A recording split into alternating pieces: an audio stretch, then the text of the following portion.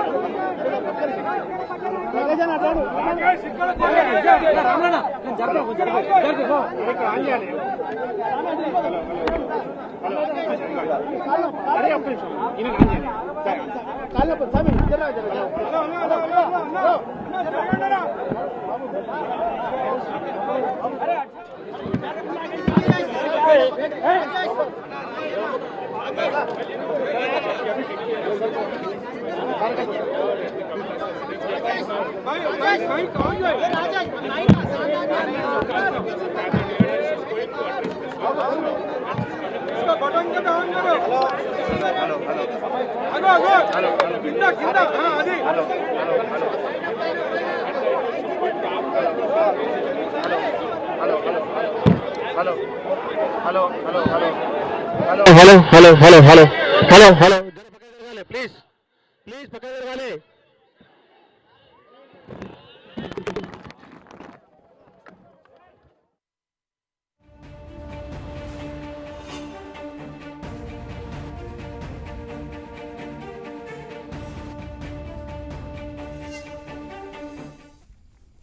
Liquor స్కామ్లో పేరు బయటకు వచ్చిన తర్వాత ఎమ్మెల్సీ కవిత ఇప్పుడు మీడియాతో మాట్లాడబోతున్నారు. కవిత ఏం చెప్పబోతున్నారు, ఏం మాట్లాడబోతున్నారన్న ఒక ఆసక్తి అయితే కనిపిస్తోంది. ఎమ్మెల్సీ కవిత ప్రెస్ మీట్కి సంబంధించిన ఏర్పాట్లు కూడా జరిగాయి. మరి కాసేపట్లోనే మీడియా ముందుకు వచ్చి ఎమ్మెల్సీ కవిత మాట్లాడబోతున్నారు.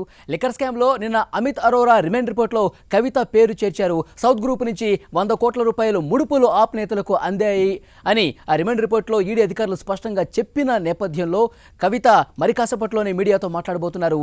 రిమైండ్ రిపోర్ట్లో తన పేరు చేర్చడంపై కవిత ఎలా రియాక్ట్ అవబోతున్నారన్న ఆసక్తి కనిపిస్తోంది. మరి కాసేపట్లో మీడియాతో మాట్లాడబోతున్నారు. కవిత నివాసం దగ్గర ప్రస్తుతం మనం లైవ్లో చూస్తున్నాము. భారీగా కార్యకర్తలు కూడా పెద్ద ఎత్తున చేరుకున్నారు. ఇటు బీజేపీ మీద కార్యకర్తలు విమర్శలు దిగుతున్నారు. కావాలని కవిత పేరు చేర్చారు. ఒక రాజకీయం చేయడానికే కుట్రపూరితంగా పేరు చేర్చి ఈ విధంగా బీజేపీ ప్రవర్తిస్తుందంటే టీఆర్ఎస్ పార్టీ నేతలు కార్యకర్తలు మండిపడుతున్న పరిస్థితి కనిపిస్తోంది. కవిత పేరు అధికారికంగా ఈడీ అధికారులు నిన్న రిమాండ్ రిపోర్ట్లో పేర్కొన్న నేపథ్యంలో మరి కాసేపట్లోనే ఈ విషయానికి సంబంధించి క్లారిటీ ఇవ్వబోతున్నారు ఎమ్మెల్సీ కవిత నివాసం దగ్గర దృశ్యాలు మనం స్క్రీన్ మీద చూస్తున్నాము. పెద్ద సంఖ్యలో జాగృతి కార్యకర్తలు, టీఆర్ఎస్ పార్టీ కార్యకర్తలు నివాసానికి చేరుకున్నారు. కవితకు అనుకూలంగా నినాదాలు చేస్తూ ఉన్నారు.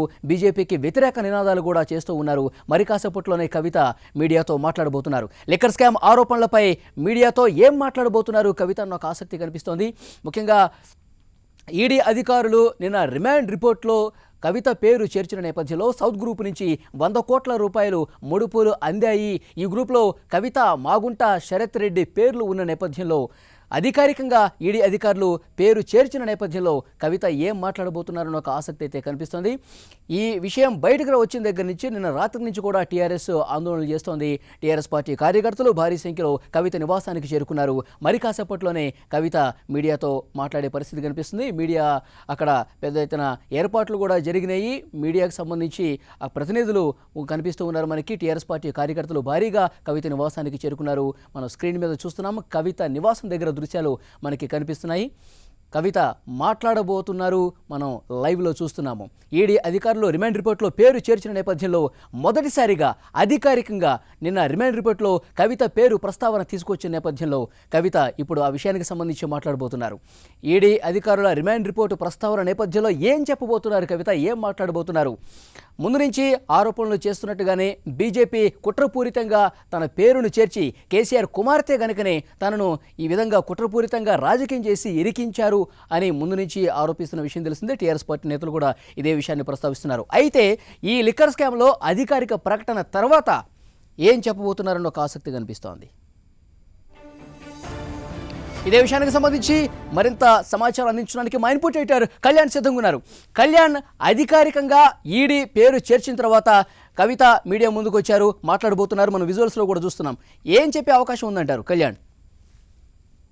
మొత్తానికి లిక్కర్ స్కామ్లో కవిత పేరు వచ్చిన తర్వాత ఆమె అధికారికంగా ఇప్పుడు మీడియా ముందుకు వచ్చారు. ఎందుకంటే రిమాండ్ రిపోర్ట్లో కవిత పేరు అధికారికంగా ఈడీ చేర్చిన నేపథ్యంలో దీనిపై ఆమె వివరణ ఇవ్వబోతున్నారు. ముఖ్యంగా ఇందులో తనకు ఎలాంటి సంబంధం లేదని చెప్పడంతో పాటు ఇప్పటికే ఆమె న్యాయ నిపుణులతో ఈ విషయంలో ఎలా ముందుకెళ్లాలనే అంశాన్ని దానికి సంబంధించి సంప్రదించారు.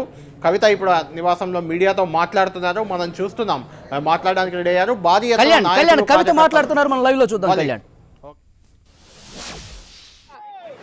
ఈ దేశంలో మోడీ గారు అధికారంలోకి వచ్చి 8 సంవత్సరాలు అవుతుంది. ఈ 8 ఏళ్లలో రమణన్ రాణి తీసుకో సీను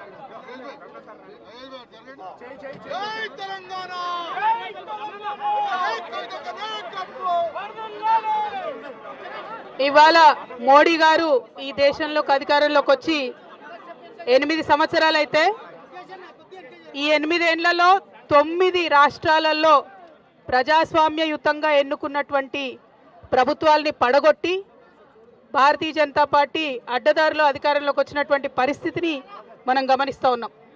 అదేవిధంగా ఏ రాష్ట్రంలో ఎప్పుడు ఎన్నిక జరిగినా కూడా 1 సంవత్సరం ముందు మోడీ వచ్చే కన్నా ముందు ఆ రాష్ట్రానికి ఈడీ పోవడం కూడా మనం గమనిస్తున్నాం.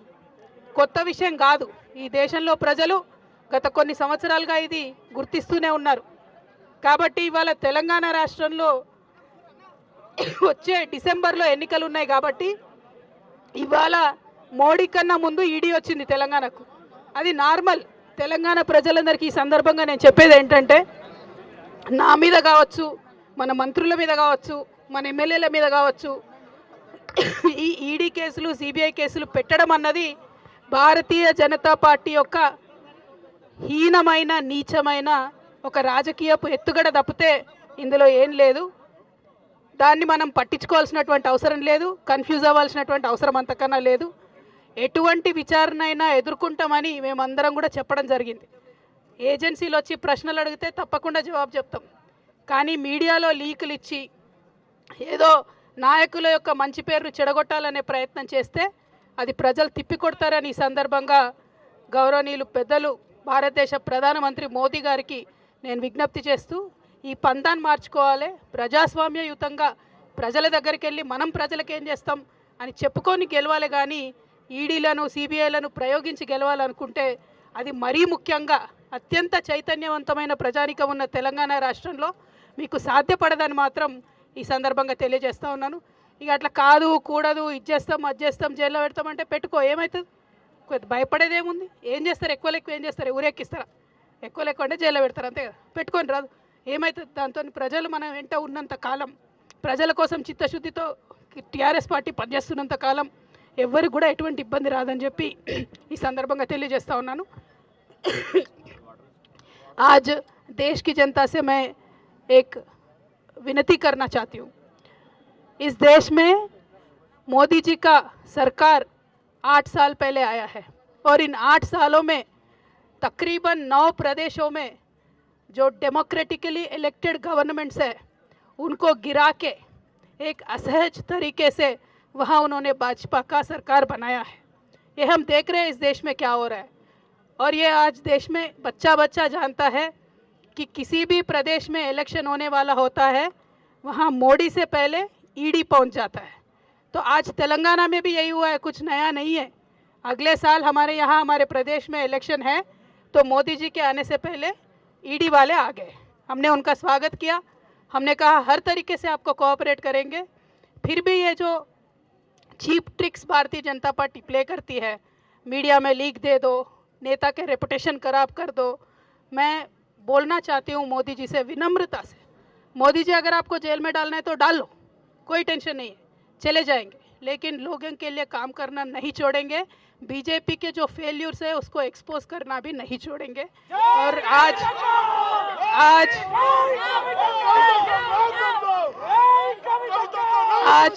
तेलंगाना प्रदेश में केसीआर साहब के सदारत में बहुत अच्छे तरीके से सरकार चल रही है. आप इस सरकार को गिराने के जितना साजिश आपने किया है वो लोगों ने देखा है, क्योंकि हमने वो षड्यंत्र को लोगों के सामने रखा है. तो आप रिएक्शन में ये सारी चीज़ें कर रहे हो. सिर्फ मेरे ऊपर नहीं, हमारे मंत्रियों के ऊपर, हमारे एमएलएस के ऊपर, एमएलसीज के ऊपर ईडी, सीबीआई, आईटी सब कुछ चला रहे हो। हम आपका स्वागत करते हैं, आपसे कोऑपरेट करेंगे, लेकिन आप ये बताइए कि आपने तेलंगाना के लिए क्या किया। बस इससे ज़्यादा मैं कुछ नहीं पूछती हूँ। We welcome the agencies, we will absolutely cooperate with them and we are not scared of anything. Thank you. जय तेलंगाना।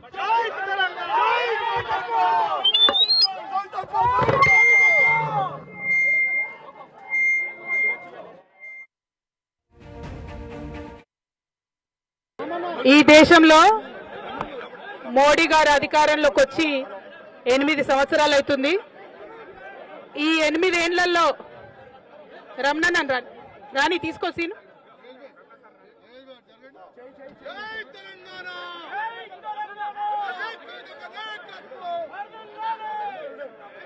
ఇవాళ మోడీ గారు ఈ దేశంలోకి అధికారంలోకి వచ్చి 8 సంవత్సరాలు అయితే ఈ 8 ఏళ్లలో 9 రాష్ట్రాలలో ప్రజాస్వామ్యయుతంగా ఎన్నుకున్నటువంటి ప్రభుత్వాల్ని పడగొట్టి భారతీయ జనతా పార్టీ అడ్డదారిలో అధికారంలోకి వచ్చినటువంటి పరిస్థితిని మనం గమనిస్తూ ఉన్నాం। అదేవిధంగా ఏ రాష్ట్రంలో ఎప్పుడు ఎన్నిక జరిగినా కూడా ఒక సంవత్సరం ముందు మోడీ వచ్చే కన్నా ముందు ఆ రాష్ట్రానికి ఈడీ పోవడం కూడా మనం గమనిస్తున్నాం। కొత్త విషయం కాదు, ఈ దేశంలో ప్రజలు గత కొన్ని సంవత్సరాలుగా ఇది గుర్తిస్తూనే ఉన్నారు। కాబట్టి ఇవాళ తెలంగాణ రాష్ట్రంలో వచ్చే డిసెంబర్లో ఎన్నికలు ఉన్నాయి కాబట్టి ఇవాళ మోడీ కన్నా ముందు ఈడీ వచ్చింది తెలంగాణకు, అది నార్మల్। తెలంగాణ ప్రజలందరికీ ఈ సందర్భంగా నేను చెప్పేది ఏంటంటే, నా మీద కావచ్చు, మన మంత్రుల మీద కావచ్చు, మన ఎమ్మెల్యేల మీద కావచ్చు ఈ ఈడీ కేసులు, సిబిఐ కేసులు పెట్టడం అన్నది భారతీయ జనతా పార్టీ యొక్క హీనమైన, నీచమైన ఒక రాజకీయపు ఎత్తుగడ తప్పితే ఇందులో ఏం లేదు। దాన్ని మనం పట్టించుకోవాల్సినటువంటి అవసరం లేదు, కన్ఫ్యూజ్ అవ్వాల్సినటువంటి అవసరం అంతకన్నా లేదు। ఎటువంటి విచారణ అయినా ఎదుర్కొంటామని మేమందరం కూడా చెప్పడం జరిగింది। ఏజెన్సీలు వచ్చి ప్రశ్నలు అడిగితే తప్పకుండా జవాబు చెప్తాం, కానీ మీడియాలో లీకులు ఇచ్చి ఏదో నాయకుల యొక్క మంచి పేరును చెడగొట్టాలనే ప్రయత్నం చేస్తే అది ప్రజలు తిప్పికొడతారని ఈ సందర్భంగా గౌరవనీయులు పెద్దలు భారతదేశ ప్రధానమంత్రి మోదీ గారికి నేను విజ్ఞప్తి చేస్తూ, ఈ పందాన్ని మార్చుకోవాలి, ప్రజాస్వామ్యయుతంగా ప్రజల దగ్గరికి వెళ్ళి మనం ప్రజలకు ఏం చేస్తాం అని చెప్పుకొని గెలవాలి, కానీ ఈడీలను, సిబిఐలను ప్రయోగించి గెలవాలనుకుంటే అది మరీ ముఖ్యంగా అత్యంత చైతన్యవంతమైన ప్రజానికం ఉన్న తెలంగాణ రాష్ట్రంలో మీకు సాధ్యపడదని మాత్రం ఈ సందర్భంగా తెలియజేస్తా ఉన్నాను। ఇక అట్లా కాదు, కూడదు, ఇది చేస్తాం, అది చేస్తాం, జైల్లో పెడతామంటే పెట్టుకో, ఏమవుతుంది? భయపడేదేముంది? ఏం చేస్తారు? ఎక్కువ ఏం చేస్తారు? ఊరెక్కిస్తారా? ఎక్కువ అంటే జైల్లో పెడతారు, అంతే కదా। పెట్టుకొని రాదు, ఏమవుతుంది? దాంతో ప్రజలు మనం వెంట ఉన్నంత కాలం, ప్రజల కోసం చిత్తశుద్ధితో టీఆర్ఎస్ పార్టీ పనిచేస్తున్నంత కాలం ఎవ్వరికి కూడా ఎటువంటి ఇబ్బంది రాదని చెప్పి ఈ సందర్భంగా తెలియజేస్తా ఉన్నాను। आज देश की जनता से मैं एक विनती करना चाहती हूँ। इस देश में मोदी जी का सरकार 8 साल पहले आया है और इन 8 सालों में तकरीबन 9 प्रदेशों में जो डेमोक्रेटिकली इलेक्टेड गवर्नमेंट्स है उनको गिरा के एक असहज तरीके से वहाँ उन्होंने भाजपा का सरकार बनाया है। ये हम देख रहे हैं इस देश में क्या हो रहा है, और ये आज देश में बच्चा बच्चा जानता है कि किसी भी प्रदेश में इलेक्शन होने वाला होता है वहाँ मोदी से पहले ईडी पहुँच जाता है। तो आज तेलंगाना में भी यही हुआ है, कुछ नया नहीं है। अगले साल हमारे यहाँ, हमारे प्रदेश में इलेक्शन है, तो मोदी जी के आने से पहले ईडी वाले आ गए। हमने उनका स्वागत किया, हमने कहा हर तरीके से आपको कोऑपरेट करेंगे। फिर भी ये जो cheap tricks Bharatiya Janata party play करती है, मीडिया में लीक दे दो, नेता के रेपुटेशन खराब कर दो, मैं बोलना चाहती हूँ मोदी जी से विनम्रता से, मोदी जी अगर आपको जेल में डालना है तो डाल लो, कोई टेंशन नहीं है, चले जाएंगे, लेकिन लोगों के लिए काम करना नहीं छोड़ेंगे। बीजेपी के जो फेल्यूर्स है उसको एक्सपोज करना भी नहीं छोड़ेंगे। तेलंगाना प्रदेश में केसीआर साहब के सदारत में बहुत अच्छे तरीके से सरकार चल रही है। आप इस सरकार को गिराने के जितना साजिश आपने किया है वो लोगों ने देखा है, क्योंकि हमने वो षड्यंत्र को लोगों के सामने रखा है, तो आप रिएक्शन में ये सारी चीजें कर रहे हो। सिर्फ मेरे ऊपर नहीं, हमारे मंत्रियों के ऊपर, हमारे एमएलएस के ऊपर, एमएलसीज के ऊपर ईडी, सीबीआई, आईटी सब कुछ चला रहे हो। हम आपका स्वागत करते हैं, आपसे कोऑपरेट करेंगे, लेकिन आप ये बताइए कि आपने तेलंगाना के लिए क्या किया। बस इससे ज़्यादा मैं कुछ नहीं पूछती हूँ। We welcome the agencies, we will absolutely cooperate with them and we are not scared of anything. Thank you. जय तेलंगाना।